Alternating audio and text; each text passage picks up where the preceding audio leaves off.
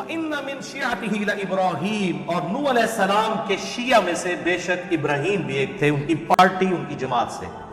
اِذْ جَاءَ رَبَّهُ بِقَلْبٍ سَلِيمٍ، جبکہ وہ اپنے رب کے حضور اس حال میں حاضر ہوئے کہ وہ سلیم الفطرت دل کے ساتھ آئے، پرورٹڈ نیچر نہیں تھی، توحید کے اوپر تھے. اذ قال لأبیہ، جب انہوں نے اپنے باپ سے کہا، وقومہ، اور اپنی قوم سے، ماذا تعبدون، تم کس کی پوجا کرتے ہیں؟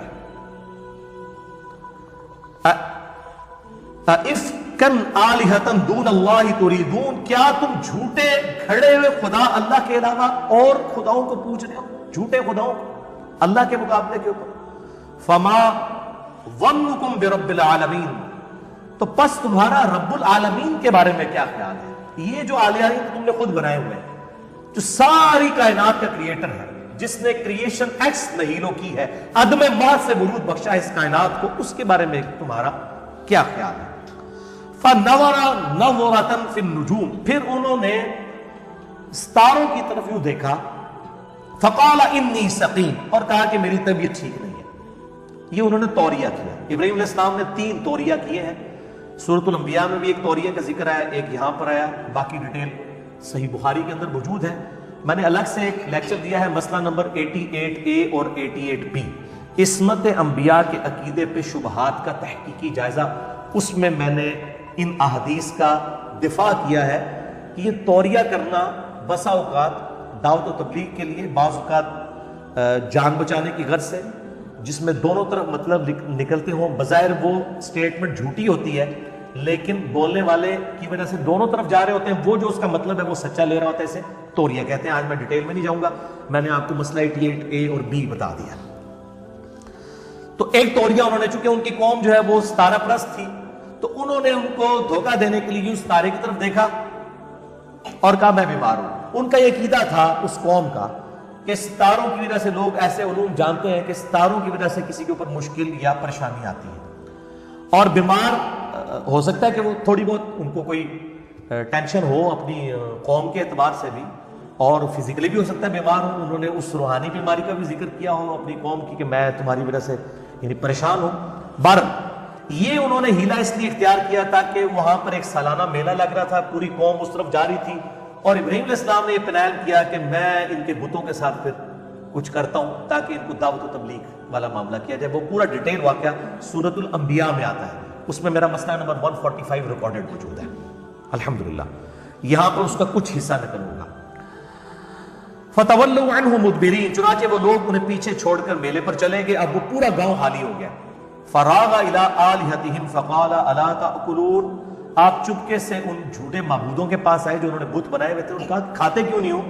ان کے سامنے اتنی بڑی بڑی ٹریوں میں انہوں نے کھانے لا کے رکھے ہوئے. بیسیکلی کھانے تو انہوں نے وہاں کے جو مجاور ہیں انہوں نے اپنے پیٹ پالنے کے لیے رکھے ہوتے ہیں. یہاں پر بھی اب یہی ہوتا ہے درباروں کے اوپر، چاہے وہ ہندوؤں کے ہوں چاہے مسلمانوں کے. وہ ظاہر ہے وہ جو بزرگ صاحب قبر ہے اس نے کہاں سے کھانا پینا ہے. اگر وہ نیک ہے تو اللہ کی جنتوں میں ہے، اور اگر بد ہے تو اس کھانے سے آپ اس کو کوئی نفع نہیں پہنچا سکتے. وہ تو باہر کے جو لوگ ہیں انہوں نے اپنے پیٹ جو ہے وہ موٹے کرنے ہوتے ہیں. تو ان پہ چڑھاوے جو چڑھائے ہوئے تھے، تو ابراہیم علیہ السلام نے طنز کے طور پر ان سے گفتگو کی کہ وہ کھاندے کیوں نہیں ہو؟ کھاؤ رہے آگے جڑا مال پیا ہے. اچھا مالکم لا تنطقون، اب انہوں نے کیا جواب دینا تھا؟ پھر انہوں نے کہا کہ جواب کیوں نہیں دیتے؟ تو ویسے تو کہتے ہیں وہ جناب وہ بزرگ تو جناب اتنے 100 میل سے بھی دور سن لیتے ہیں، اور یہ سارے معاملات.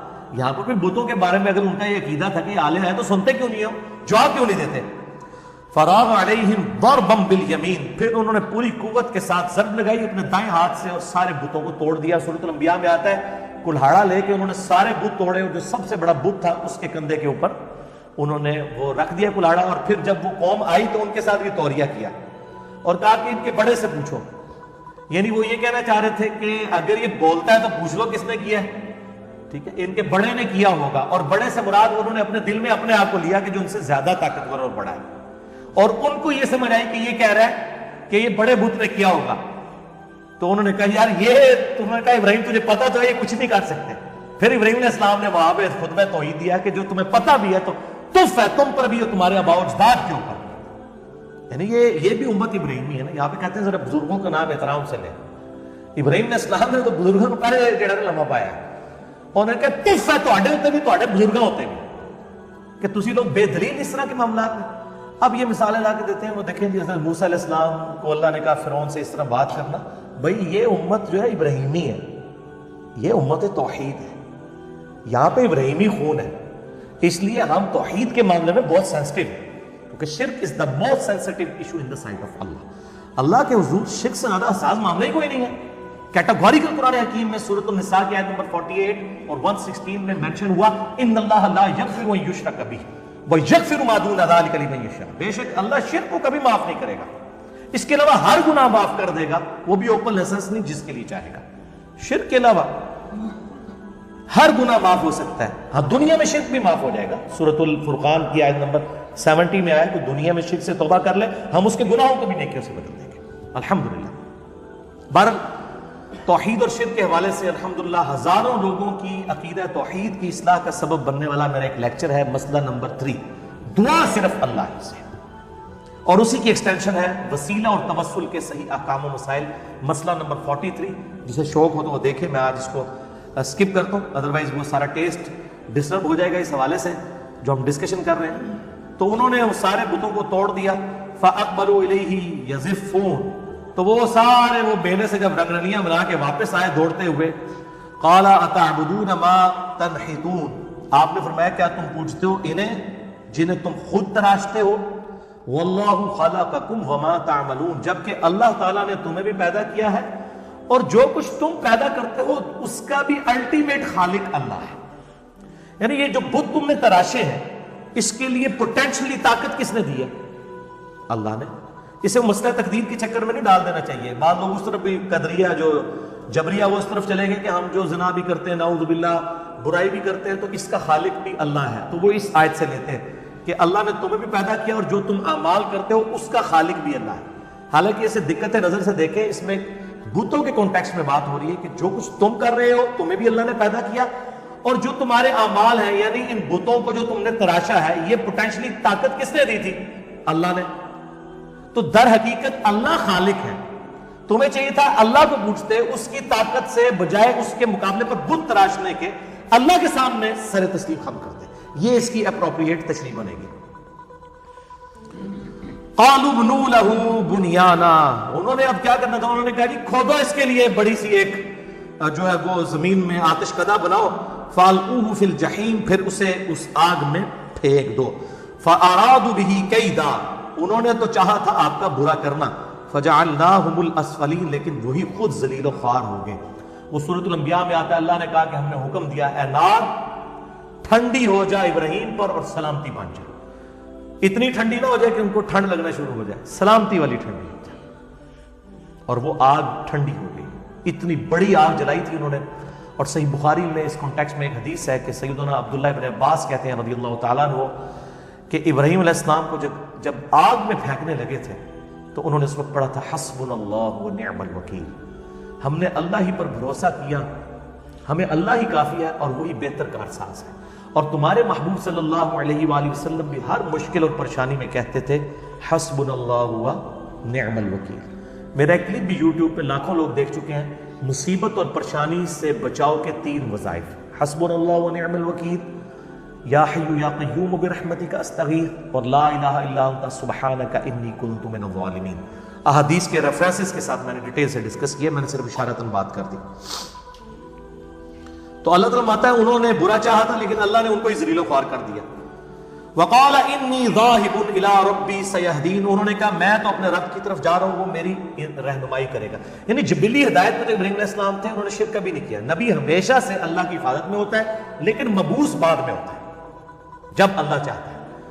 حضرت عیسیٰ علیہ السلام کو ماں کی گود میں مبعوث کر دیا, ہمارے محبوب صلی اللہ علیہ وآلہ وسلم کو 40 سال کی عمر میں مبعوث کیا, لیکن اللہ کی حفاظت میں تھے. وہ 40 سال کی زندگی بھی اللہ نے دلیل بنائی ہے سورہ یونس کے اندر آیت نمبر 15 میں کہ نبی فرما دیجئے میں اتنا عرصہ تم میں رہوں, کوئی ایسی بات مجھ سے دیکھی ہے جو اگر میں یہ دعویٰ کر رہا ہوں یہ کتاب اللہ کی طرف سے آئی ہے, میں نے کسی فلاسفر کی شاگردگی نہیں کی, میں نے کسی شاعر کی سامنے جو ہے وہ دوزانوں نہیں بیٹھا جا کے, میں نے ایسا کلام کیسے, یہ سوائے اس کے کہ یہ ڈیوائن سورس ہے اس کا.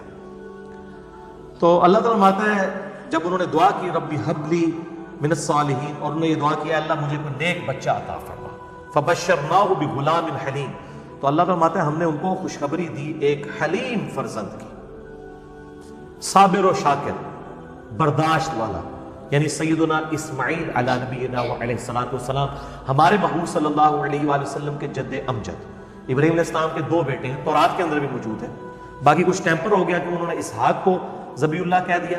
ہمارے اہل سنت کی بعض کتابوں میں بھی، المصنف ابن ابی شیبہ، المستدل الحاکم، ایون تاریخ تفسیر تبری میں بھی ہمارے اہل سنت کے بھی کچھ مفسرین کا یہ خیال ہے کہ ذبیح اللہ حضرت اسحاق ہے، اسماعیل نہیں ہے۔ لیکن جو قرآن پاک کا اسلوب ہے، دلائل کی روشنی میں میرا اپنا پرسنل موقف یہ ہے کہ اسماعیل علیہ السلام ہی ذبیح اللہ ہے۔ آپ کو ان آیات سے کانٹیکسٹ سے بھی پتہ چل جائے گا۔ اس حوالے سے سب سے بہترین کام مولانا مودودی رحمہ اللہ تعالیٰ نے کیا ہے، تفہیم القرآن میں انہی سورہ الصافات کی آیت نمبر 100 اور آن ورلڈ کے کانٹیکسٹ میں انہوں نے دلائل دیے ہیں، علمی دلائل، شودیاں نہیں ماریاں، کیونکہ جو پڑھا لکھا بندہ ہے وہ پھر شودیاں مارتا نہیں، جذبات کے ساتھ نہیں کھیلتا، علمی دلائل دیتا ہے۔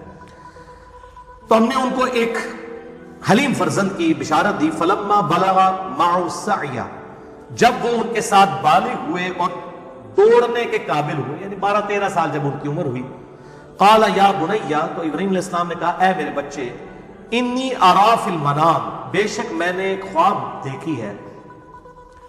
اور بخاری مسلم کی حدیث ہے کہ نبیوں کی جو خواب ہیں وہ وحی الہی ہوتے ہیں۔ خوابوں کے اوپر بھی میرا مسئلہ نمبر 6 بھی ریکارڈڈ ہے، جسے شوق ہے خواب، کشف، الہام، اس حوالے سے دیکھ سکتا ہے۔ انی اذبحک، کہ میں تجھے ذبح کر رہا ہوں۔ اب اس کا مطلب تھا کہ اللہ نے وحی کیا کہ یہ کام کرنا ہے۔ فانظر ماذا تری، اے میرے بچے بتا اب تیرا کیا ارادہ ہے۔ قال یا ابت افعل ما تؤمر، انہوں نے کہا ابا جان کر گزریے جس کا آپ کو اللہ نے حکم دیا ہے۔ یہ انہوں نے کہا جب اللہ نے حکم دیا ہے تو پوچھنے والی بات ہی کوئی نہیں، میرا ارادہ کون سی چیز ہے۔ قربانی کے اوپر مسئلہ نمبر میرا 52 ہے، قربانی کے صحیح احکام و مسائل، اس میں بھی میں نے یہ واقعہ بیان کیا، قربانی سے متعلق جو ہے واقعات، جو احادیث ہیں وہ بھی ڈسکس کی ہیں، آج میں اس کی تفصیل میں نہیں جاؤں گا۔ بہرحال انہوں نے کہا کہ آپ کر گزریے، ستجدونی انشاءاللہ من الصابرین، ان قریب آپ مجھے صبر کرنے والے لوگوں میں پائیں گے، میں انشاءاللہ صبر کروں گا، اللہ کے لیے جان بھی حاضر ہے۔ ویسے یہ آج کل تو صرف نعرہ ہوتا ہے کہ غلامی رسول میں موت بھی قبول ہے، یہ نعرہ ہی ہوتا ہے، داڑھی قبول نہیں ہوتی، نماز 5 وقت جماعت کے ساتھ قبول نہیں ہوتی ہے، اس لیے کہ داڑھی تو رکھنی پڑے گی، نماز تو پڑھنی پڑے گی، موت اس لیے قبول ہے کہ جان دینی نہیں پڑے گی، اللہ بحجا اللہ کو موقع آ جائے۔ نعرہ مارنے میں کیا حرج ہے؟ یہ نعرہ نہیں تھا، واقعی انہوں نے دل سے یہ بات کی کہ ان قریب مجھے آپ صبر والے لوگوں میں پائیں گے۔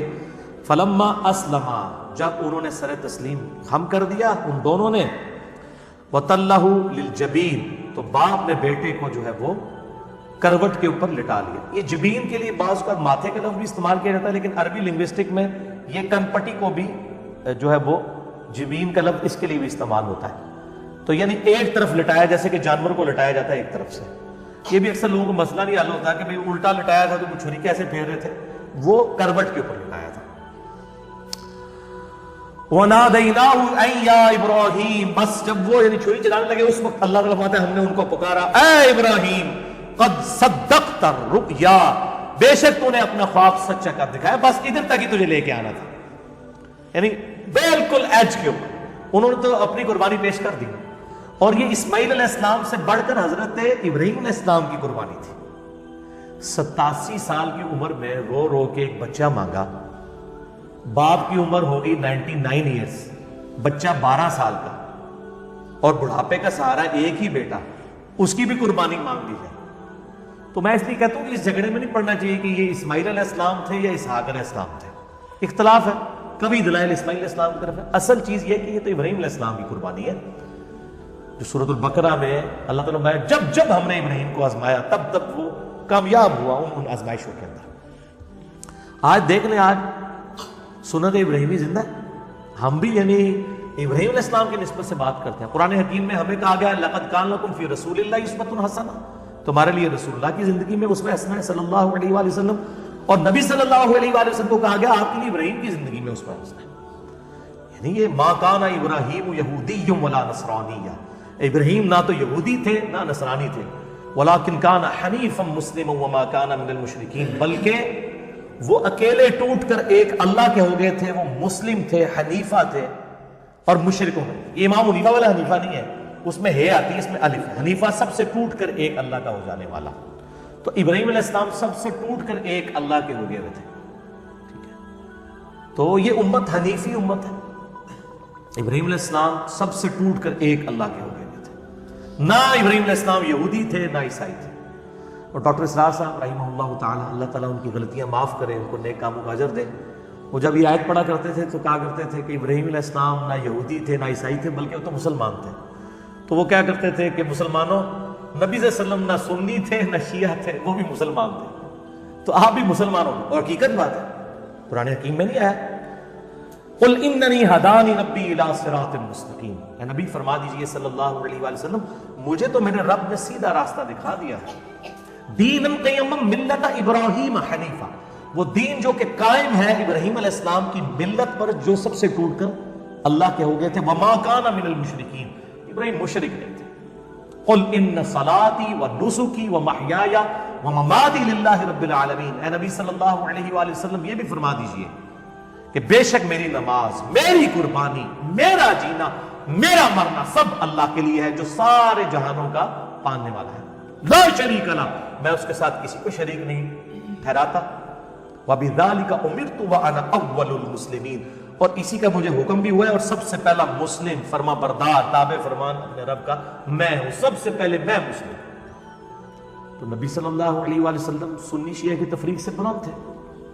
الحمدللہ ہمیں بھی اپنے آپ کو مسلمان کہنے پر فخر محسوس کرنا چاہیے. ان ھذا لہو البلاء المبین. قربان جائیں ابراہیم علیہ السلام کے. یار جس کو اللہ کہہ رہا ہے کہ ابراہیم علیہ السلام کو اللہ فرماتا ہے بے شک یہ بہت بڑی آزمائش ہم نے ڈال دی تھی ابراہیم کو. یعنی ہم تو کہتے ہیں نا کہ اللہ تعالیٰ کے لیے کچھ بڑا کام کر جائے، اللہ فرماتا ہے ہم نے بہت بڑی آزمائش ڈالی ابراہیم کے اوپر اور وہ کامیاب ہوئے. وَفَدَيْنَاهُ بِذِبْحٍ عَظِيمٍ، اور ہم نے بچا لیا ایک عظیم فدیے کے. بس وہ مسند احمد میں ڈیٹیل آتی ہے کہ وہ ایک مینڈا نازل ہوا تھا اور اس کے سینگ جو ہے وہ خانہ کعبے کے اندر موجود تھے. حتیٰ کہ جب یزید نے جو ہے وہ عبداللہ ابن زبیر پہ چڑھائی کی اور منجنیق سے خانہ کعبہ شہید ہو گیا، جو صحیح مسلم میں بھی ڈیٹیل آتی ہے اس کی کتاب الحج چیپٹر کے اندر، تو وہ مینڈے کے جو سینگ پچھلے سمجھ لیں آپ 3,500 سال سے وہاں پر موجود تھے، وہ پھر جل گئے اس میں. وَتَرَكْنَا عَلَيْهِ فِي الْآخِرِينَ، اور ہم نے ان کا ذکر خیر بعد میں آنے والوں میں چھوڑ دیا. ہے نا ذکر خیر؟ آپ دیکھیں کہ دنیا کے کروڑوں مسلمان ہر سال قربانی کرتے ہیں، اس کو سنت محمدی نہیں کہتے صلی اللہ علیہ وآلہ وسلم، سنت ابراہیمی کہتے ہیں. حج بھی کرتے ہیں، سنت ابراہیمی کہتے ہیں. حالانکہ ابراہیم علیہ السلام کے بارے میں تو قرآن میں آتا ہے کہ ایک لوط ان پر ایمان لایا، ان کے گھر والے چل. ابراہیم علیہ السلام پہ بہت تھوڑے لوگ ایمان لے کے آئے، لیکن اللہ کے حضور کوانٹٹی، اتھارٹی، اتھینٹسٹی نہیں ہے، کوالٹی ہے. چاہے اکیلا ابراہیم ہو، اس لیے تو سورۃ النحل میں اللہ نے میں ابراہیم اکیلا ہی پوری امت تھا. اکیلا اس لیے پوری امت تھا کہ وہ ہی اکیلے تھے. 20 بچے تو چلو ساتھ ہوتی ہیں. ایک لوط علیہ السلام ان پہ ایمان لائے، ان کو بھی اللہ نے مبعوث کر دیا پیغمبر بنا کے. تو اگر کوانٹٹی کے اوپر فیصلہ ہونا ہوتا تو ابراہیم علیہ السلام دنیاوی طور پہ تو ناکام ہوئے، لیکن اللہ کے حضور کامیاب ہے. آج دیکھ لیں جتنے آسمانی مذاہب ہیں، چاہے یہودی ہوں، عیسائی ہوں، مسلمز ہوں، ان کا نام رسپیکٹ سے لیتے ہیں. ان کو اپنی زندگی میں وہ مشہوری نہیں ملی جو قیامت تک کے لیے اللہ نے ان کو. اللہ تعالیٰ فرماتا ہے وَتَرَكْنَا عَلَيْهِ فِي الْآخِرِينَ، اور ہم نے ان کا ذکر خیر بعد میں آنے والے لوگوں میں باقی رکھا. سلام علی ابراہیم، سلامتی ہو ابراہیم کے اوپر. میں کہتا ہوں اس سے بڑا کوئی ٹائٹل ہے کہ اللہ تعالیٰ اپنے بندے پہ سلامتی بھیج دے کہ یار ایسے کام کیتا ہے نہیں. ٹھیک ہے، ویل ڈن، سلام علی ابراہیم. اور اس صورت کو آپ دیکھیں گے کئی نبیوں کے نام، سلام علی نوح فی العالمین، سلام علی موسیٰ و ہارون، سلام علی الیاسین. اور اینڈ پہ پھر کنکلوژن ہے سورت کی سبحان ربک رب العزت عما یصفون وسلام علی المرسلین والحمد للہ رب العالمین. اس سورت کا اینڈ ان آیات کے اوپر تمام پیغمبروں پر اللہ تعالیٰ نے سلامتی بھیجی. کذالک نجزی المحسنین، اسی طریقے سے ہم بدلہ دیتے ہیں نیکوکاروں کو. انہ من عبادنا المؤمنین، بے شک وہ ہمارے مؤمن بندوں میں سے تھے، بات ماننے والے بندوں میں سے تھے. وبشرناہ باسحاق نبی من الصالحین، ہم نے ان کو بشارت دی اسحاق کی جو نبی صالحین میں سے ہوں گے. تو اس کا مطلب یہ ہے کہ حضرت اسماعیل والا واقعہ ہوا ہے، اس کے بعد حضرت اسحاق پیدا ہوئے ہیں. یعنی یہ قرآن کی ترتیب بھی یہ سپورٹ کر رہی ہے کہ اسماعیل علیہ السلام ہی سبیح اللہ ہے. باقی آپ تفہیم القرآن پڑھ لیں تو اس میں کافی علمی دلائل دیے گئے ہیں. وَبَارَكْنَا عَلَيْهِ وَعَلَىٰ إِسْحَاقَ، اور ہم نے برکت نازل کی ان پر اور اسحاق پر. وَمِن ذُرِّيَّتِهِمَا، ان دونوں کی اولاد میں. اب دیکھیں حضرت اسحاق ان کے بیٹے ہیں یعقوب علیہ السلام جن کا لقب ہے اسرائیل، ان کے 12 بیٹے اور بنی اسرائیل میں ہزاروں پیغمبر. دوسری طرف حضرت اسماعیل کی اولاد میں سے صرف نبی صلی اللہ علیہ وآلہ وسلم. بہرحال دونوں بچوں کو اللہ نے نبوت کے لیے چن لیا اور ان کی اولاد میں نبوت کو باقی رکھا.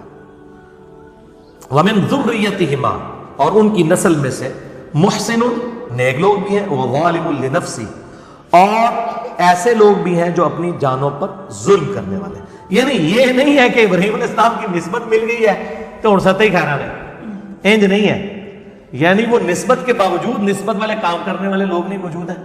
آپ دیکھ لیں ایک طرف ہاشمی خاندان کتنا اعلیٰ خاندان ہے، اسی ہاشمی خاندان میں ابو لہب بھی ہے، اس میں نبی علیہ السلام بھی ہے. تو وہ اللہ تعالیٰ مطلب اپنے بندوں کو اٹھاتا ہے. ایسا نہیں ہے کہ کوئی خاندان فی نفسی ہی برا ہوگا. میں اپنی بات کرتا ہوں کہ ہمارا یعنی مغل خاندان ہے، مرزا فیملی سے، اسی میں ایک غلام قادیانی دجال جیسا بندہ پیدا ہوا ہے، اور اسی خاندان کے اندر وہ دین اکبر کا دعویٰ کرنے والا یعنی جو جلال الدین اکبر تھا اس نے بھی کس قسم کی گمراہی پھیلائی، اور اس میں ایسے لوگ بھی آئے جنہوں نے دعوت و تبلیغ کے حوالے سے کام کیا. تو فی نفسی ہی خاندان کو برا نہیں ہوتا، اور نہ اسلام اس میں بلیو کرتا ہے کہ کسی کا خاندان جو ہے اب ریجیکٹڈ ہو گیا. نہیں، آل امیہ میں کتنے لوگ ہیں جو سیدنا علی کے شیعہ میں شامل تھے، سیدنا علی کے سپورٹر تھے جنگ صفین میں، حالانکہ آل امیہ سے تھے. اور بنو ہاشم میں چند ایک لوگ ایسے تھے جو ہے وہ حضرت معاویہ کے ساتھ مل گئے رضی اللہ تعالیٰ. تو یہ نہیں ہوتا کہ مطلب کوئی خاندان کی وجہ سے کسی، ہاں اگر خاندان بھی ہو، اعمال بھی اچھے ہوں تو پھر نسبت فائدہ دیتی ہے. پھر حسن و حسین ہی جنت نوجوانوں کے سردار ہیں، ٹھیک ہے، پھر فاطمہ ہی جنتی عورتوں کی سردار ہے. تو یہ دونوں ایکسٹریمز ہیں. ایک طرف وہ لوگ ہیں جو صرف نسبت کو لیے بیٹھے ہوئے ہیں، اور دوسری طرف وہ لوگ ہیں جو نسبت کا ڈینائی کیے بیٹھے ہوئے ہیں. حالانکہ درمیان میں موقف یہ ہے کہ نسبت کا فائدہ تب ہے جب کوئی شخص اپنے اعمال سے ہی کرے تو پھر نسبت واقعی فائدہ دیتی ہے. دیکھیں نا اللہ تعالیٰ نے بنی اسرائیل کو بھی کہا انی فضلتکم علی العالمین، ہم نے بنی اسرائیل کو سارے جہان والوں پر فضیلت دی تھی، نسل ہونے کی وجہ سے دی تھی نا. اور اب بنو اسماعیل کو فضیلت دی ہے. بخاری مسلم کی حدیث ہے کہ قیامت تک خلافت صرف قریش میں رہ سکتی ہے، بنو اسماعیل کے اندر. کیا دوسرے مسلمان نہیں ہیں؟ لیکن قریش کو اللہ تعالیٰ نے چن لیا ہے، جیسے بنی اسرائیل کو چنا تھا اب بنو اسماعیل کو. اس لیے آپ دیکھیں کہ آخری خلیفہ جو ہوں گے مسلمانوں کے جو پوری دنیا میں خلافت قائم کریں گے، مسئلہ نمبر 127 میں نے امام محمد بن عبداللہ المہدی رضی اللہ تعالیٰ عنہ علیہ السلام کے بارے میں ریکارڈ کروایا 12 صحیح الاسناد حدیث کی روشنی میں.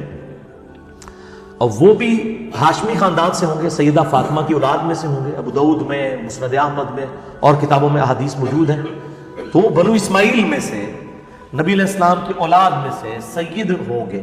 لیکن ایک سید وہ ہے جو صرف نام کا ہی سید ہے، اور پھر ظلم یہ کرتے ہیں کہ وہ عام لوگوں کو کہہ رہے ہوتے ہیں کہ امتی یہ بات کر رہا تھا. بھائی اسی تو آڈے امتی نہیں، اللہ دے بندے ہو، اسی نبی علیہ السلام دے امتی ہیں. امتی ہونے میں تو ہم دونوں برابر ہیں. جیسے بشر ہونے میں انبیاء اور عام انسان برابر ہے، مرتبے کی بات نہیں ہو رہی، بشر ہونے اسپیشیز کی. اسی طریقے سے جہاں تک امتی ہونے کا تعلق ہے تو چاہے وہ بنو اسماعیل میں سے ہو، بنو اسرائیل میں سے ہو، یا کوئی ترک ہو، چاہے کوئی جٹ ہو، رائی ہو، کوئی مغل ہو، کوئی چودھری ہو، یہ سب کے سب جو ہے وہ امتی ہونے میں تو برابر ہے. باقی مرتبے میں اب آپ دیکھ لیں پھر وہ جو محنت کرے گا وہ آگے نکل جائے گا. اب قریش ہی میں یعنی بالکل نچلے درجے کے دو خاندان تھے، بنو تیم اور بنو عدی. ہمارے پہلے دو خلیفہ راشد جو ہیں وہ ان دو خاندانوں میں سے، اعلیٰ خاندان نہیں تھے وہ، حضرت ابوبکر اور حضرت عمر. آل امیہ چلے کوئی اعلیٰ درجے کا خاندان حکومتی لیول پہ تھا، تیسرے خلیفہ حضرت عثمان ان میں سے ہوئے، اور چوتھے تو خیر ہاشمی تھے، سیدنا علی بن ابی طالب رضی اللہ عنہ اجمعین علیہم السلام. تو اسلام نے ذات پات ان ساری چیزوں کو ایڈریس ضرور کیا ہے اس حوالے سے، لیکن جو نسبت ہے وہ فائدہ ضرور دے گی اگر اعمال ہوں گے. اگر اعمال نہیں ہے تو نوح علیہ السلام کا بھی اللہ نے کہا یہ تیرا بیٹا ہے لیکن اس کے اعمال تیرے والے نہیں، یہ تیرا بیٹا ہی نہیں، وہ اہل البیت سے خارج کر دیا. یہاں پہ لوگ وہ جناب سیدوں کے احترام کے لیے ایسے ہاتھ باندھ کے کھڑے ہو جاتے ہیں، چاہے وہ پوڈری چرسی افیمی قسم کے وہ مطلب بے نمازی قسم کے لوگ ہیں ان کو رسپیکٹ کہہ رہے ہیں، ہم نبی علیہ السلام کو رسپیکٹ دے رہے ہیں. بھائی نبی علیہ السلام کو رسپیکٹ دینے کے لیے ضروری ہے کہ کسی پوٹری چرسی کو آپ نے رسپیکٹ دینی ہے؟ تھوڑے سید نے اور بابا سید کوئی نہیں ہے، اس کو رسپیکٹ دیں. پہلے یہ لوگ اپنے جد امجد کو رسپیکٹ دیں کہ ان کے لیے بدنامی کا باعث نہ بنے کہ سید ہونے کا دعویٰ بھی کر رہے ہیں اور نسبت جو ہے وہ دعوے دار ہے اور اعمال ہونے. میرا اپنا انجینئرنگ یونیورسٹی میں کلاس فیلو تھا اور وہ سید تھا لیکن قادیانی تھا. تو وہ اب اس کی وہ نسبت اس کو مطلب وہ نفع دے دے گی، وہ اب ایک غلط ٹریک کے اوپر چڑھ گیا تو اب وہ نسبت کی وجہ سے اس کو نفع ہو جائے گا. تو چلے اگر میں کہتا ہوں نا وہ سنی تھا شیعہ تھا تو آپ کے ایک دم کان نہیں تھے کھڑے ہونے. اب قادیانی سن کے تو سارے لگے نہیں یار، یعنی سید جڑے قادیانی بھی ہیں، ٹھیک ہے، حالانکہ کتنا گمراہ کن عقید ہے عدم نبوت کے حوالے سے. تو مطلب نسبت کام دے گی اگر اعمال درست ہوں گے. تو یہ دونوں ایکسٹریمز ہیں. اس میں جو ہے درمیان کا راستہ جو ہے وہ یہ ہے کہ نسبت کے ساتھ اعمال بھی ہونے چاہیے. خالی نسبت کوئی شے نہیں ہے جب تک اعمال درست نہیں ہوں گے، اور اعمال کے ساتھ نسبت فائدہ دے گی. خود دیکھیں ہمیں جو نسبت حاصل ہے کہ بخاری مسلم کی حدیث ہے کہ قیامت والے دن سب سے پہلے امت محمدیہ کا حساب ہوگا صلی اللہ علیہ وآلہ وسلم، اور جنت میں کوئی داخل نہیں ہوگی امت جب تک میری امت داخل نہ ہو. حالانکہ ہم سب سے اینڈ پہ آئے ہیں، تو ہمیں کس کی نسبت میں فائدہ پہنچایا؟ نبی علیہ السلام کی نسبت میں انشاءاللہ تعالی. تو نسبت کا فائدہ سب کو مل رہا ہے، صرف سیدوں کو نہیں مل رہا، ہمیں بھی مل رہا ہے. ٹھیک ہے الحمدللہ. ہم بھی یعنی انڈائریکٹلی آل محمد میں ہم بھی شامل ہیں. محمد والے تو ہیں نا، ایک تو آل محمد وہ ہے ظاہر اہل بیت ہے، وہ تو نہیں ہے ہم، لیکن آل محمد والوں میں تو ہم بھی شامل ہیں الحمدللہ. اور یہ نسبت ہمارے ساتھ ہے. کاش ہم اسی نسبت پہ فخر کریں، اپنے آپ کو حنفی، شافعی، مالکی، جعفری، وہابی، سنی، شیعہ اس قسم کے ٹرمز کی بجائے اپنے آپ کو اگر کوئی نسبت ہی لگانی ہے تو محمدی کہیں. اور نبی علیہ السلام نے دیکھیں محمدی بھی نہیں، اس سے بھی اوپر چلیں گے. سورۃ الحج کی آیت نمبر 78 کے اندر وَسَمَّاكُمُ الْمُسْلِمِينَ مِن قَبْلُ وَفِي هَذَا، اللہ تعالیٰ کے محبوب پیغمبر ابراہیم علیہ السلام نے تمہارا نام مسلم رکھا تھا، اور اس قرآن کے اندر اللہ نے تمہارا نام مسلم، مسلمان، فرما بردار رکھ دیا ہے، تابع فرمان. اسی پہ ہمیں فخر محسوس کرنا چاہیے.